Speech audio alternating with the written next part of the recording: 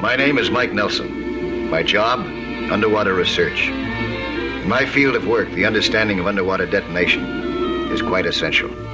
The Navy taught me how to handle and respect underwater explosives of different kinds. But I never knew that one day, long after I had left the Navy, underwater explosives would nearly cost me my life.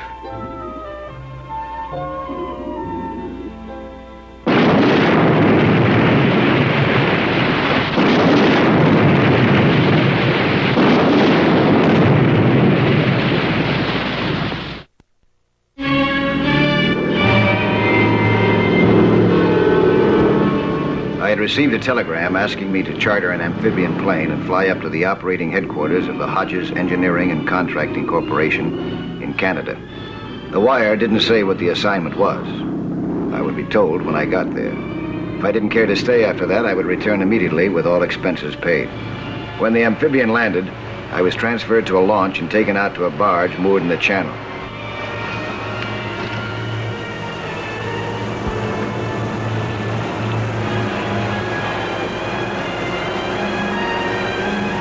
The wire said that I was to see Mrs. Evelyn Hodges. It didn't say that she was a very exceptional woman. Exceptional in a lot of ways. And with a very exceptional assignment for me. But she came at it very indirectly. Mr. Nelson, I'm Evelyn Hodges. Good to see you. Mrs. Hodges, nice to see you. Oh, it's quite a barge you got here. In your letter, you weren't very detailed about what I'm supposed to do. Well, I think this is the easiest way to tell you about this job, Mr. Nelson. We keep it around to remind ourselves why we're out here.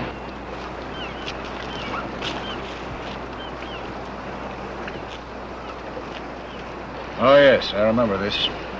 That was terrible. This is just about where it happened, isn't it? We're moored directly over the rock that sank this ship. Up here we call it Killer Rock. In the past 90 years, over 75 ships have gone down here. At least 1,000 people have drowned. Mr. Nelson, this is one of the worst shipping hazards in the world. Let me show you what it looks like.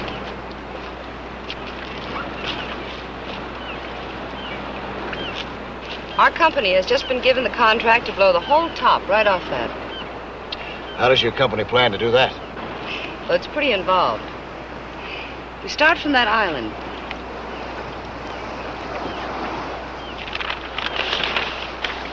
Right here. Drill a tunnel down here, across the bottom, up into the rock, and fill these tunnels with explosives. Boy, that's pretty ambitious. There's been talk about doing this now for some time, isn't it? Yes. Other companies have been offered the contract and turned it down.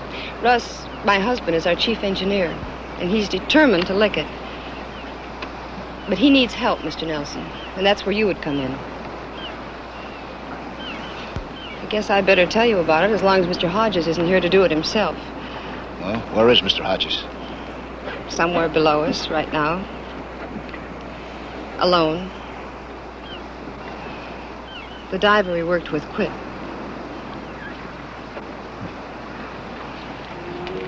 I suppose that should have been my first warning. The very fact that he would dive alone in tricky waters like these. No diver should go down without a partner. I sometimes do it when I don't want to involve others in danger. But just the same, it isn't right.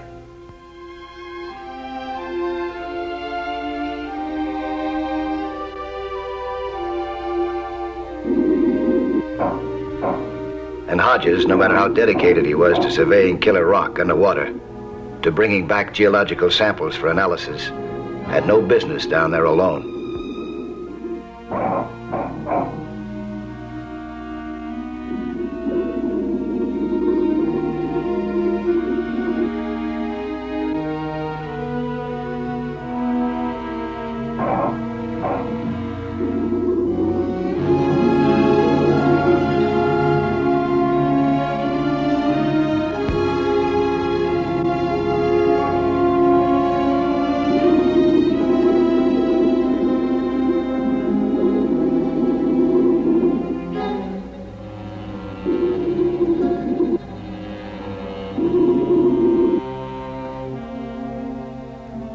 What finally brought him up was the need for a fresh supply of air.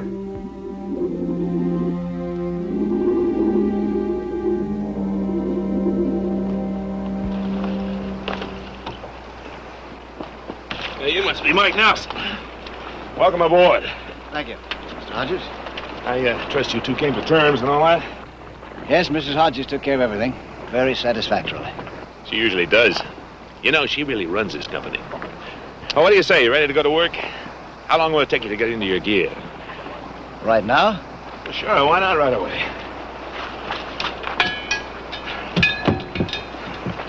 Well, as your new diving buddy, I'd like to make a few suggestions first. All right, go ahead. That weight belt of yours. What about it? Wearing the outside of your harness, you know that. You got no safety release on it. What's going to happen when you're down there and you want to get rid of it all of a sudden?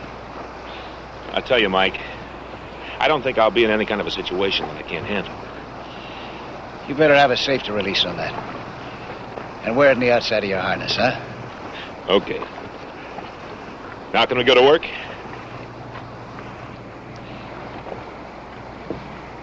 You usually throw your tank down like that?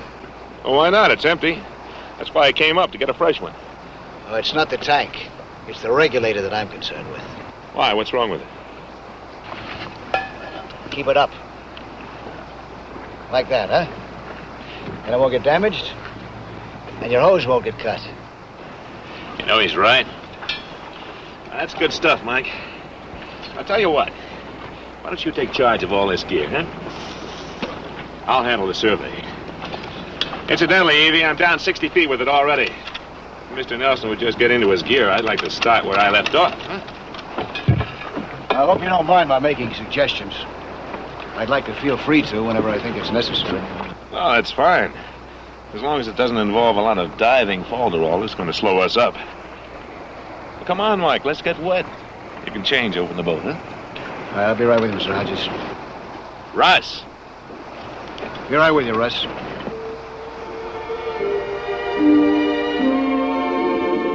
Before we went down, I felt sure there'd be trouble. Underwater, I felt it even more surely. Russ wasn't content to swim at a normal pace. He charged along as if he had to break speed records. I swam at my own pace.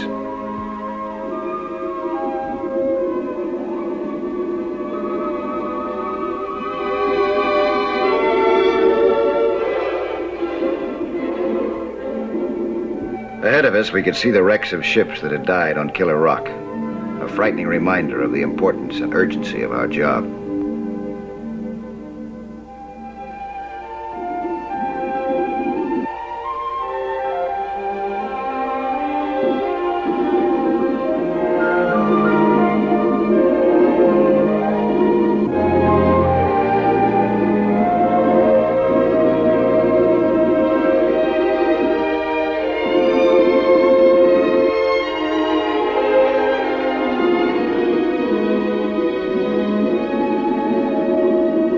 We had entered an area with strong currents. I signaled him that we should connect ourselves with a safety line. He motioned me off. He didn't want to take the time.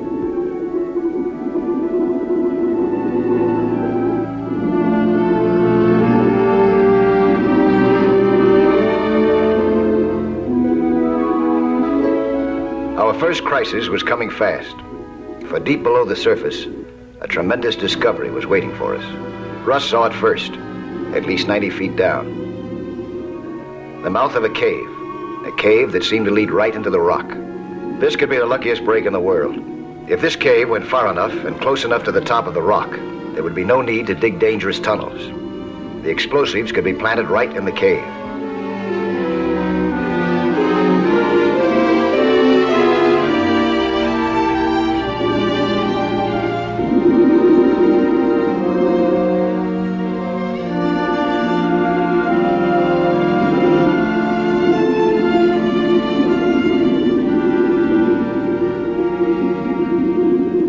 Russ couldn't wait to investigate it.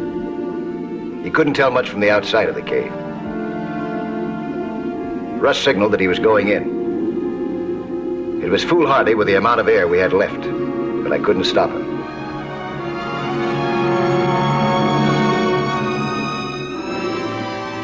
I I didn't know what was in that cave, or what might happen in it. But whatever Mr. Hodges was getting himself into, I wasn't going to be far behind.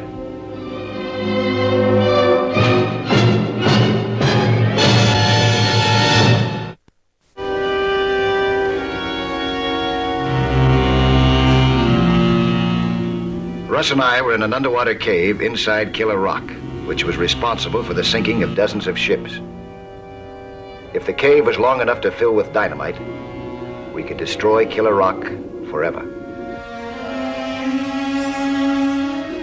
But more important to me at the moment were the time, the pressure, our supply of air, and the fact that my partner was once again racing ahead of me, with no thought of the dangers that he might be running into.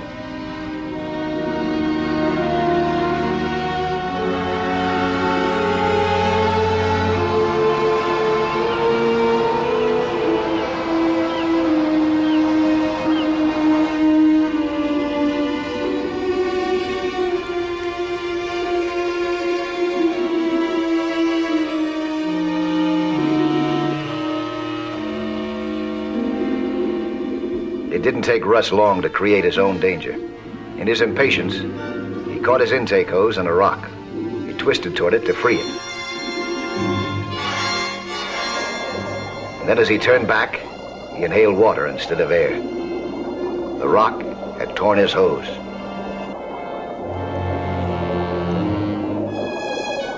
He panicked.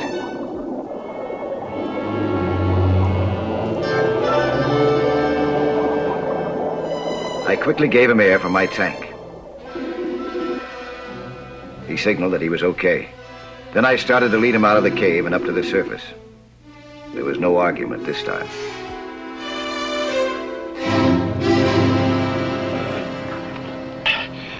Oh, honey, you sure had the right idea when you sent for Mike. He just saved my life. Thanks, Mike. Your husband's a good diver, Mrs. Hodges. It's just that he's in too much of a hurry. He's moving too fast. We found a cave. It can be a shortcut for the entire project. All we have to do is fill it with explosive.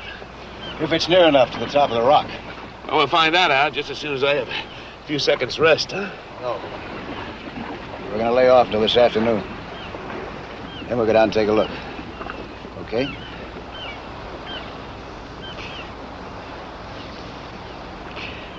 Okay, boss.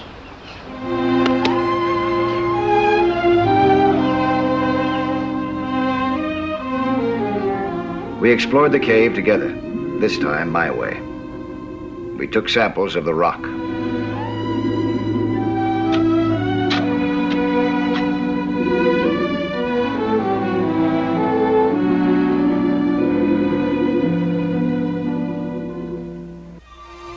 We made diagrams and drawings at every level and turn.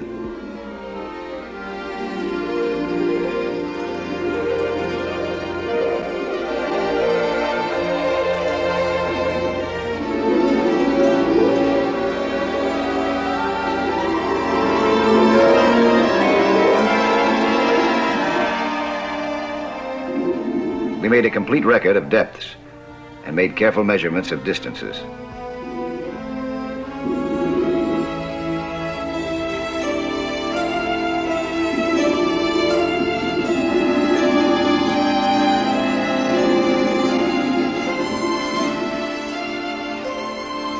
Finally, we drew an accurate diagram showing all the passages of the cave.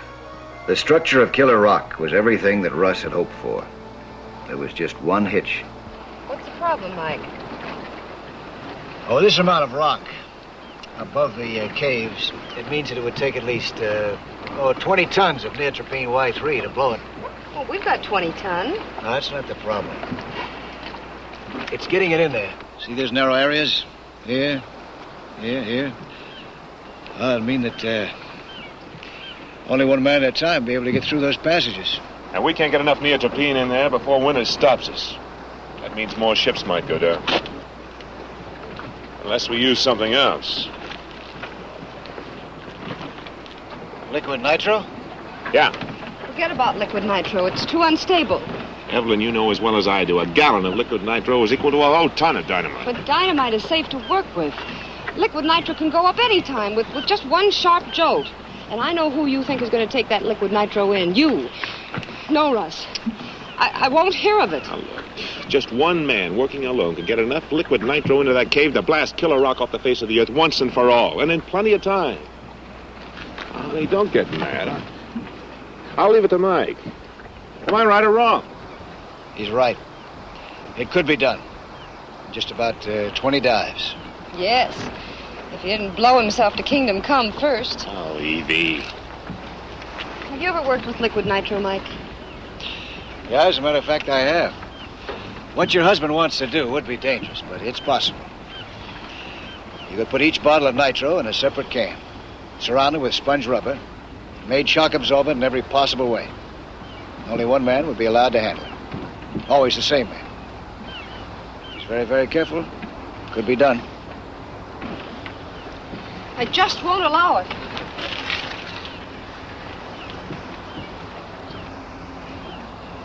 What if Russ agreed to let me be that man? I would still say no. Absolutely not. You'll need a safety man, Mike. That'll be my job. Now, honey, that's how we're going to do it. Oh, why can't you wait? Why? You know very well. This is why.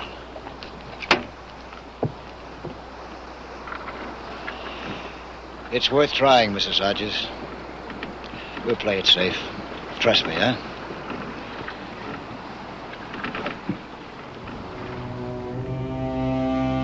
I packed each bottle of the explosive with every precaution. Even so, I knew that liquid nitro was so unstable it could be exploded even by a badly timed hiccup. I handled each one of those cans as though it was a day-old baby. No mother ever gave anything such loving care. They say a good diver should be able to hold his breath underwater for long periods. On this job, I didn't need anything else to make me hold my breath. It was all I could do to keep breathing. The passages into Killer Rock were long, but while I carried the nitro, they seemed endless.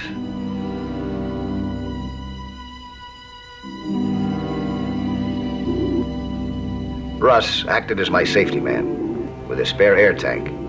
If I didn't return by a prearranged time, he'd come after me. He felt honor-bound to share the risk, but almost as much as anything else, I was afraid that he'd try to help me when I didn't need help.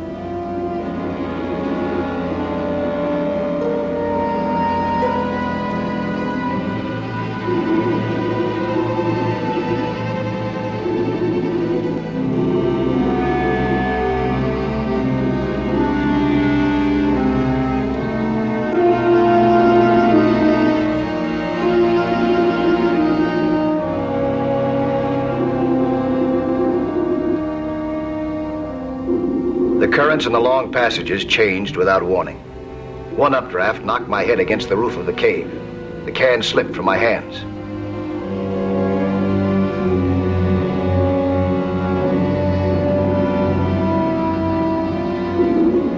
I must have been living right, for if ever I had a charmed life, that was the time.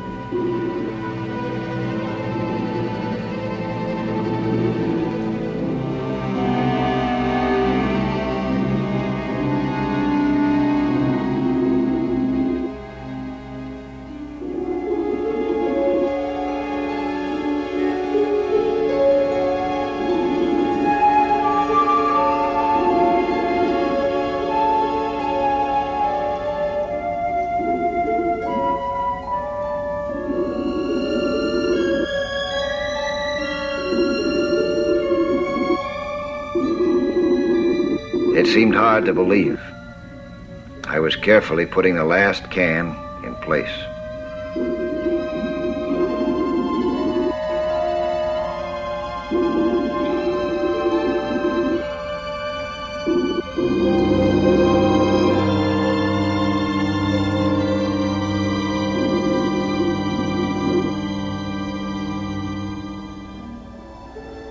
I still had to string the wire for the detonator.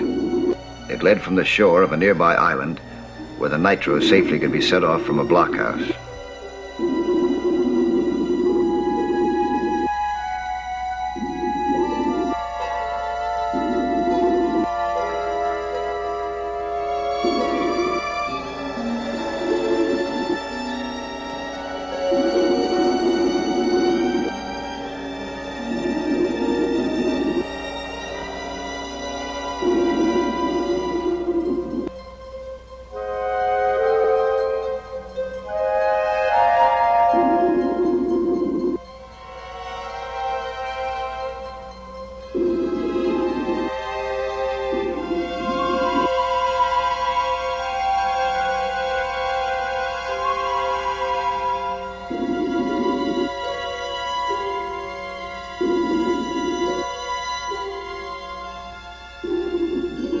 All I had to do now was connect the wire to the terminals of the detonator can.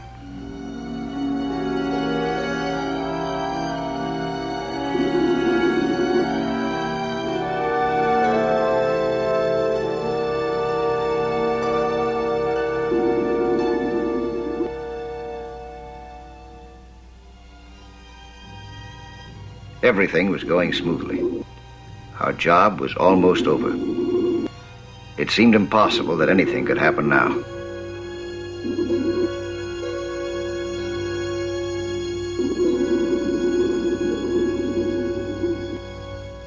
Suddenly I saw it. An electric eel nibbling on the detonator wire. The shock he could deliver could knock a man unconscious, and it wouldn't take nearly that much electricity to detonate the cave full of nitro. I watched the eel and held my breath, trying to think. If I moved toward him and frightened him, well, goodbye, Killer Rock. Goodbye, Mike Nelson. Goodbye, Russ Hodges. The thought of Russ made it worse. He was waiting outside the cave, and the time agreed upon was almost up. If he came tearing in from the other side, the eel would be just as likely to fire his charge.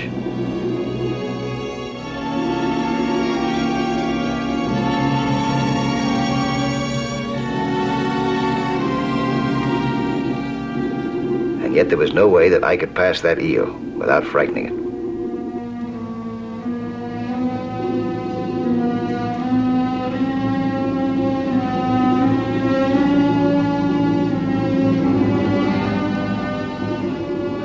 Time was running out. The eel was still there, still in contact with that wire. And I knew that Russ was starting toward us now.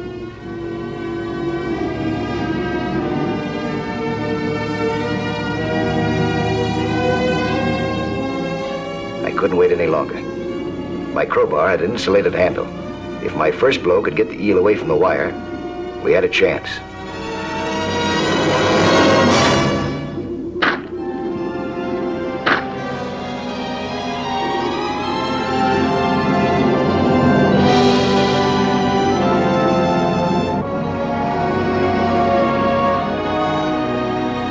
It worked. Killer Rock had lost its last chance to kill us.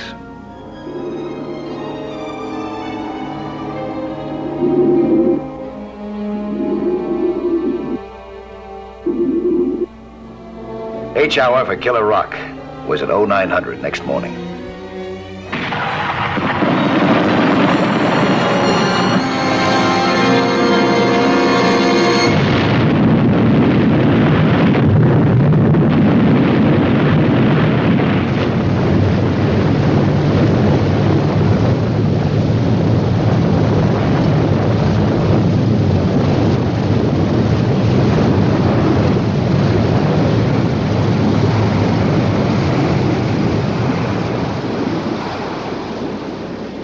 The killer became the killed in one of the most awesome explosions this side of the atom.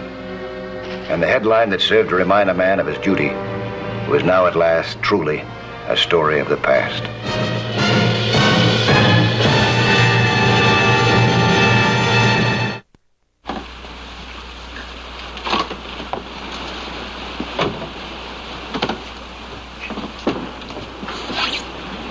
I'll be back next week at the same time with another sea hunt story.